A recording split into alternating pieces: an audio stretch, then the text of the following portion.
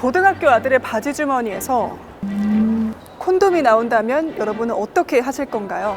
최근 19살 아들의 바지 주머니에서 콘돔이 나와서 깜짝 놀랐다.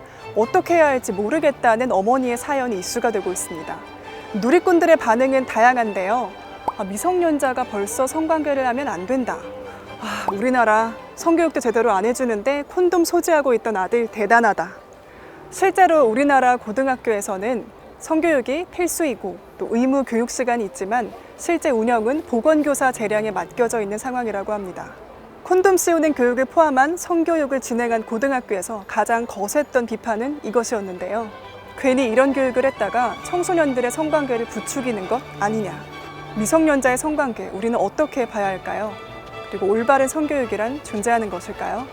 방금 우리 PD님께서 말씀하신 그 내용이 똑같이 미국 사회도 있었고 아마 유럽 사회도 있었을 거예요. 미국에 저희가 이제 2003년에 킨제 연구소에 이제 갔었는데 그때 당시에 어떤 일이 있었냐면 성교육에 대해서 이제 학부모들이 피임법을 구체적으로 가르쳐 주는 게 오히려 아이들한테 성에 대한 호기심을 자극하고 성관계를 오히려 부추기는 거 아니냐, 이런 식의 너무 노골적인 건 안 했으면 좋겠다 해서 실제로 콘돔 사용법을 구체적으로 하는 거를 많이 이제 줄였어요. 그때 당시 유행했던 게 2000년대 이제 브리트니 스피어스라고 이제 유명한 팝 가수 아마 아실 건데 순결 서약이라는 걸 했었어요. 그때 당시에.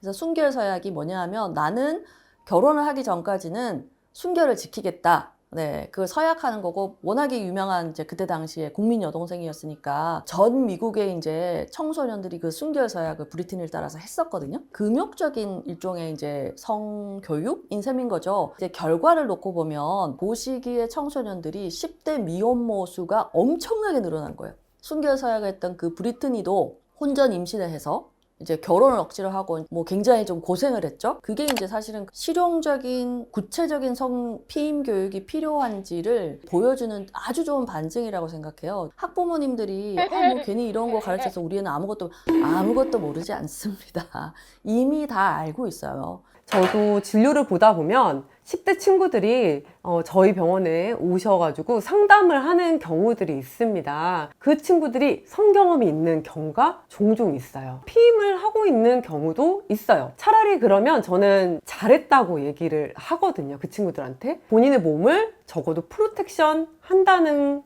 사실이니까요. 근데 이제 부모님들은 그 사실을 전혀 모르고 우리 아이들이 마냥 성에 대해서 모를 거라고 생각을 하시니까 이런 부분에서는 조금 설명을 어떻게 해드려야 할지 좀 고민스러울 때가 많습니다.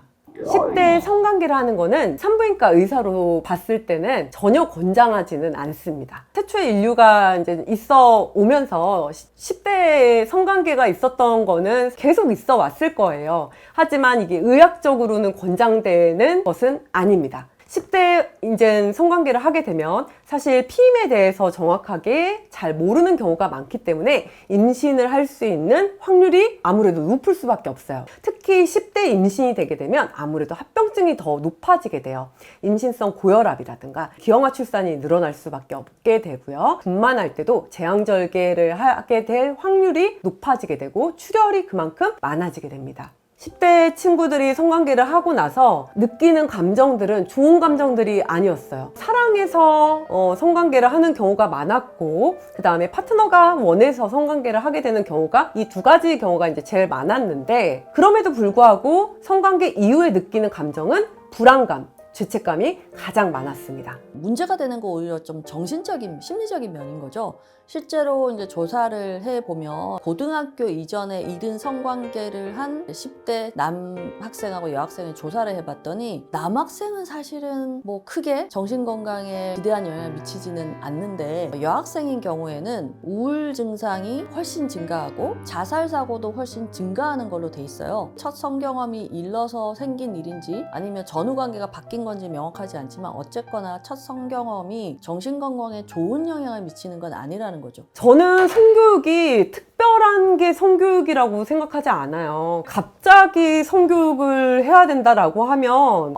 우리 부모님이 왜 그래? 갑자기 왜 이래? 막 어색하게, 민망하게 이럴 수 있기 때문에 사실 아이를 이제는 가질 때부터 태어났을 때부터 부모님들이 이제 그때부터 성교육에 대한 계획을 세우셔야 됩니다, 사실은. 처음에 이제 시기별로 성교육에 대한 플랜들이 달라져야 돼요. 아이들 시기에는 좀 에로틱한 관점이 아니라, 그리고 아이가 자람에 따라서 신체 변화가 생겼을 때 그 변화를 두려워하지 않게 계속 아이한테 얘기를 해주는 거죠. 아이가 자신의 몸의 변화가 있었을 때 이거를 두려워하거나 이거를 낯설게 에로틱하게 받아들이지 않고, 아, 이거는 그냥 자연스러운 거구나. 엄마 나 생리해. 아, 이게 동정이라는 거구나. 굳이 엄마한테 얘기할 필요는 없지만, 아, 내가 이젠 잘하는 거구나. 이런 부분을 자연스럽게 받아들일 수 있는 거죠. 저는 그렇게 생각합니다. 이거를 좀 더 그냥 일상으로 받아들일 수 있게 만들어주는 게 중요하다. 내 몸의 명칭이라든가 이런 것들을 정확하게 아이랑 얘기할 수 있는 그런 환경들을 만들어주는 것이 상당히 중요합니다. 저희는 항상 강조하는 게, 가장 중요한 게, 우리가 성교육이라고 하면 신체적인 행위? 그 자체에 너무 초점이 맞춰져 있는 것 같아요. 물론 그것도 필요한데 가장 중요한 베이스는 성관계도 관계를 맺는 방식이고, 그 관계를 맺는다라는 거는 상호 합의하에 이루어져야 하고, 이제 상대에 대한 어떤 감정적인 교감과 공감이 있어야 되거든요. 그게 저는 먼저라고 생각해요. 우리 뭐 연애를 할 때도 만나자마자 바로 뭐 성관계를 하는 게 아니잖아요. 일단 저 사람이 나한테 호감을 가지는지, 내가 저 사람한테 호감을 가지는지, 저 사람은 어떤 사람이고, 이거 대화를 통해서 서서히 서로 믿고 신뢰하는 관계로 발전시켜 나가고, 그 다음에 이제 성관계를 맺는 게 사실은 훨씬 바람직하거든요. 똑같아요. 성교육도 성관계가 그냥 즐거움을 추구하거나 쾌락을 추구하는 그 자체보다 관계를 맺는 방식이고, 소중한 나, 소중한 당신, 우리 두 사람이 소중한 관계를 만드는 방법부터 배워야죠. 이게 가장 성교육의 이제 베이스가 되고, 그 다음에 실질적인 뭐 몸의 신체 변화나, 또 이제 더 나가서는 아주 실용적인 피임 방법, 구체적으로, 예, 이런 것들이 다 포함이 돼야 되고요. 성범죄 가해자들을 제가 이제 진료를 하다가 보면 가해자들을 많이 보게 되는데, 보면 이제 얘들이 뭐 태어나서부터 나쁜 애들이 아니고, 쉽게 말해서 성에 대해서 잘못 배운 거죠. 상대방의 동의가 필요하고, 내가 감정적으로 상대방하고 교감하는 사이에서 이게 이루어져야 되는 굉장히 이제 소중한 행위라는 거를 좀 생각을 못하고, 야동이라든지 이런 너무 이제 폭력적이거나 이런 동영상 미디어에 너무 많이 노출돼서 그런 생각을 전혀 못하고 이 범행을 저지르는 경우가 많거든요. 상대방의 동의를 구하고 허락돼 있는 관계여야 된다는 거, 이런 것도 반드시 성교육에 포함이 돼야 되죠. 아이들은 자라면서 자연스럽게 호기심을 갖게 되고 성적 발달을 하게 되는데, 시기에 적절하게 성적 발달을 해야만 독립도 할 수 있고 진정한 어른이 되는 거거든요. 그래서 어른들이 봤을 때 아이들이 그렇게 성관계를 하는 거라든가 그게 절대 이상한 거라고 치부하지 않았으면 좋겠고, 그 시기에 이제 성교육을 해주는 게 오히려 아이들을 독립적인 어른으로 발전하는데 도움을 주는 거거든요. 부모님이 봤을 때는 이제 피임이라든가 이런 교육을 하는 게 오히려 아이들한테 성관계를 독려하는 게 아닐까 되게 걱정을 할 수 있지만, 그렇지 않습니다. 아이들이 제대로 된 섹슈얼리티에 눈을 뜨고 자아 정체성을 찾아서 발달을 해 나가고 진정한 어른이 돼서 엄마와 아빠와 독립을 해서 사회인이 될 수 있을 때, 그래야 이제 부모의 제대로 된 의무를 다하는 게 아닐까요? 그런 부분을 도와주기 위해서 성교육이 있는 거고요. 일종의 성교육은 인성교육이자 한 사람을 키워내기 위한 그런 교육이라고 저는 생각을 합니다. 그 우리나라에서 굉장히 방대한 규모로 이제 성교육과 성관계 실태, 예, 이걸 조사한 게 있어요. 그러니까 남학생을 거의 50만 명, 여학생도 거의 뭐 50만 명에 준하게.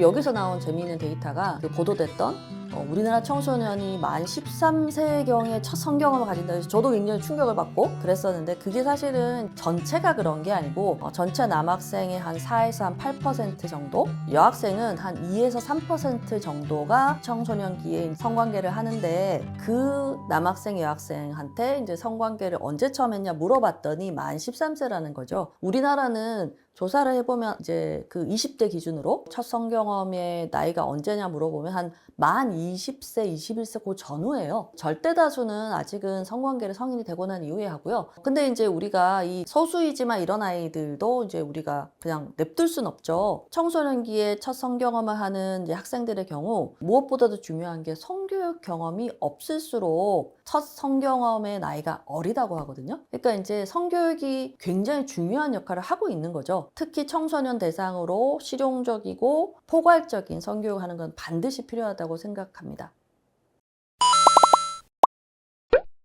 제가 엄마라면 그냥 처음에는 조금 모른 척 해줄 것 같습니다. 그냥 나중에 뭐 여자친구 있니? 뭐 라고 물어본다든가 피임 잘해라 뭐 이 정도? 하고 여자친구 한번 데리고 오라고 뭐 이렇게 해가지고 잘 한번 관계도 좀 보고 되도록이면 여자친구랑 같이 있는 거를 좀 부모님들도 같이 이렇게 볼 수 있게 할 것 같아요. 그쪽 부모님들도 한번 만나볼 수 있으면 만나보고, 그러니까 좀 오픈된 관계로 만들 것 같아요.